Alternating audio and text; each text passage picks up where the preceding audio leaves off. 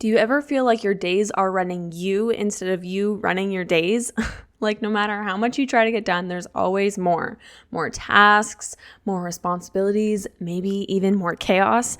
I totally get it, honestly. Feeling overwhelmed and scattered is so exhausting. But what if I told you that there's a simple way to bring back peace and structure to your day without feeling like you're stuck in this rigid schedule? In today's episode, I'm sharing a simple 4-step routine that has completely changed the way I approach my days. It helps me stay focused, productive, and at peace even when life gets busy, so let's dive in. Hey friend, welcome to Modern Homemaker Mom. Feeling stuck in the chaos? Do you find yourself in survival mode juggling all the things? If you're ready to regain control of your home, schedule, and time for yourself, you're in the right place. Hi, I'm Jynae, a wife, mom, and homemaker who turned my household chaos into purpose with simple, flexible routines. I'm here to help you create a cozy, clutter-free home and reclaim your time for what matters most. In this podcast, you'll find episodes around home routines, cycle syncing, and self-care practices so that you can eliminate the overwhelm and create a home that you love. Go grab that laundry basket and let's get started. There are days where I wish I could hit a reset, like literally start the day over. I'll turn my back for 1 second and I swear the baby has pulled out everything in a drawer I just had finished putting back away in the drawer. There's maybe dishes piling up in the sink, messes starting to take space in various different rooms, text messages piling up on my phone that I haven't answered for maybe even a week, and that mental to-do list that's just constantly running on a loop in my head. And when it all starts to swirl like that, when both my house and my mind start feeling cluttered, I'm sure you know what I'm talking about, I know that I'm headed straight towards feeling overwhelmed. But here's the good news. I've learned exactly where my triggers are, and I know exactly how to reset before getting entirely overwhelmed. The first thing that I do is I pause. I carve out a few quiet minutes. I open up my Bible and I just let my mind slow down. This is such a powerful thing to do, is to really find stillness in this chaos of your day. Just carve out a little bit of time to find that stillness. I've learned myself that I cannot bring peace to my home if I first do not have peace in my heart.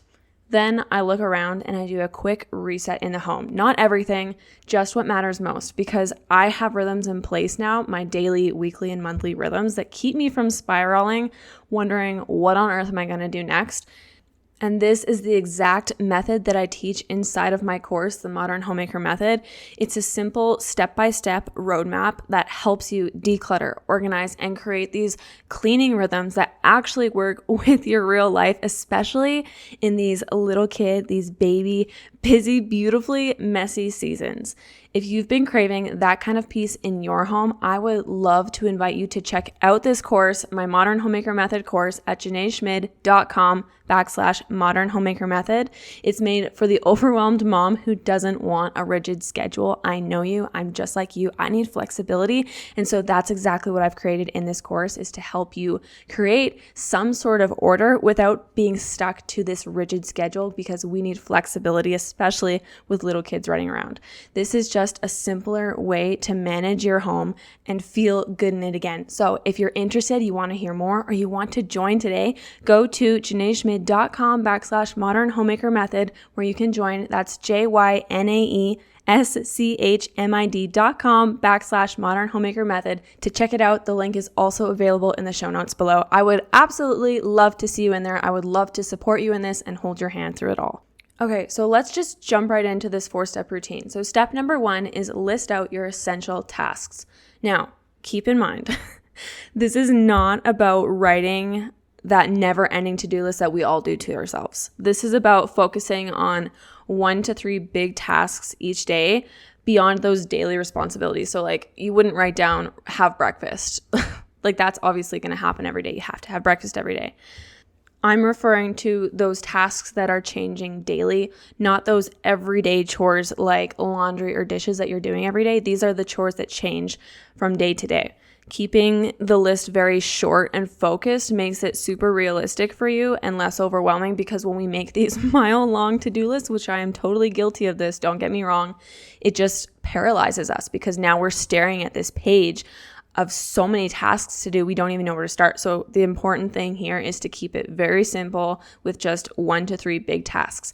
The bonus thing, like the good news here, is if you get through those 3 tasks and you find that you have extra time, great, you can do another thing. Or relax, like do something fun, do something for you, do something with your kids. You don't always have to be doing something productive per se.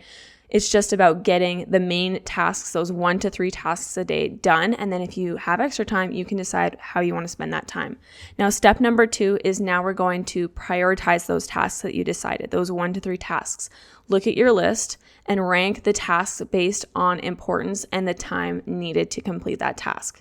So when you went and you wrote that list of tasks to do, maybe you had 10 different things on that list when you originally wrote it down, but then you picked 1 to 3 tasks that you're going to focus on that day. Now we're zooming in to those 1 to 3 tasks and we're deciding which of these 3 tasks is the most important. Like this literally cannot get skipped today. It needs to get done. And we're going to prioritize based on what truly matters. Now, if you're not really sure what is more important, just go ahead, think to yourself like, okay, we're looking at this list. What needs to be done today? What could get done if time allows, like I have extra time? And then what could wait another day if I can't get to it today? The main thing here is to just get one task. Yes, we listed out 1 to 3 big tasks, but your main focus is to just get one of those tasks done. Then if you have extra time, you can do the second task. If you have extra time even after that one, you can complete the third task. And then like I said before, if you have more time and you really just feel like you're on a roll, you could maybe add one more simple task that day, like a 4th task, even a 5th task. But again, I would really just recommend 1 to 3 tasks, bigger tasks a day, because then you are feeling accomplished, but you're not overwhelming yourself by feeling like you're just constantly doing things. You'll have time left over to do something that you love, to spend time with your kids, to do something for yourself. Prioritizing your tasks is really important because it helps you to focus on what truly matters instead of feeling like you're busy but not productive. It's one thing to just feel like you're just doing things all day long. You're going and going and going, but then how often have you done that and you've gotten to the end of the day and your husband comes home and he's like, hey, like, how was your day? What did you do today? And you can't even think about what you did, but you know that you were going all day long. That's why it's so important to prioritize things so that you know that you're getting to those main important tasks that you really wanted to focus on that day, because that ensures that you actually got it done. Okay, my third tip for having this routine in place to have those peaceful days is allocate time blocks to your day.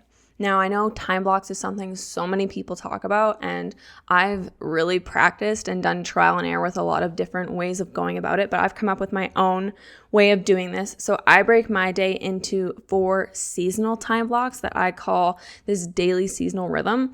So here's the different seasons laid out for you. So there's winter, spring, summer, and fall, like the natural seasons out in nature. Winter is my early morning quiet and slow start. You know, like winter's slow. You think of bears hibernating. It's a slow time. Winter's not as busy. So that's my morning time. Springtime, my spring rhythm is late morning, kind of just before lunch that time. It's those high energy, my main chores of the day. That's when I'm doing my cleaning. That's when I'm giving my home a reset. We're having breakfast. Then we move into the summer rhythm, the summer block, because this is our time blocks that we talked about. The summer block is the afternoon time. This is when we are being productive. I'm focusing on maybe that 1 to 3 tasks that we talked about. So spring would be that time where we're doing our everyday things. We're making breakfast, we're loading the dishwasher, we're tossing a load of laundry in. But then when summer comes, that's when we're focusing on our 1 to 3 main tasks of the day. That's your productive time. Then the evening time for me is fall. That's my fall rhythm. That's when we're winding down. This is my home, my family time, my family focus. I'm not doing work anymore. I'm not doing chores. This is our wind down time.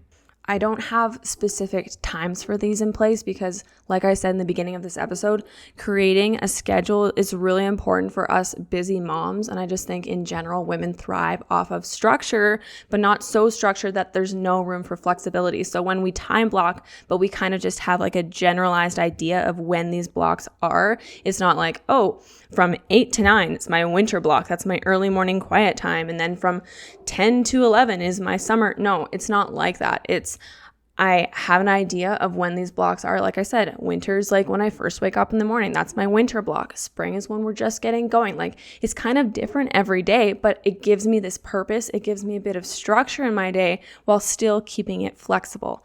Now, step 4, our final step is to use a journal or at least use a calendar. I find that writing things down is just so incredibly powerful. It's getting it out of your head and onto paper. You can just look down and see visually. It's this visual reminder of what needs to be done. And you can also put your time blocks in there as well. So then you can color code it like I do in my planner. I have these colors, highlighters where for winter it's blue and spring is green and so on and so forth. So I can visibly see how my day is kind of mapped out. Color coding it just is, I'm just a visual learner. I think so many of us are visual learners. And so having that journal or a calendar or a planner or whatever it is you use is definitely going to help you, because it just keeps everything so organized, so clear, so streamlined. It doesn't leave room for confusion because it's all mapped out on paper for you. Crossing off things from your list, for me anyways, is so satisfying, and it really keeps me motivated when I know that I'm focusing on the task at hand. I'm getting that done, and I can reflect on it, and I can look back and see that I completed those 1, 2, 3 main tasks I wanted to focus that day, and it just gives me this huge satisfaction. So in my experience, the biggest lesson that I have learned is that you don't need these rigid schedules to have structure. I've spent so much time in my days researching online, on Google, on YouTube, on all the platforms for these schedules. And if there's anything I've learned through my own trial and error of doing this for years and years and practicing and doing all the different things, is you just need a simple system. You don't need a rigid schedule. You just need a simple system. And I don't even love calling it a system, because system even kind of sounds too rigid. I like calling it a rhythm, a simple rhythm that helps you focus on what actually matters, what actually needs to get done in your day, while still allowing room for that flexibility that all of us busy moms need. This 4-step routine that we went over today has completely changed how I approach my days personally.